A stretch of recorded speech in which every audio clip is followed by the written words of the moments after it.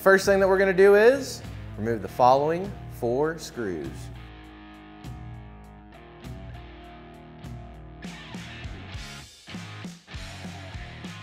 Once we've done that, we're going to grab our enclosure.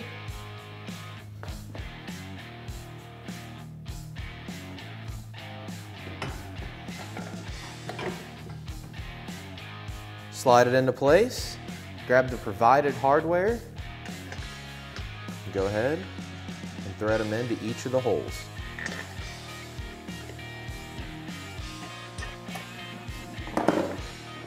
Go through, fully tighten all your hardware, and that's how super quick and easy it is to install SuperATV's bed enclosure on a Honda Talon 1000.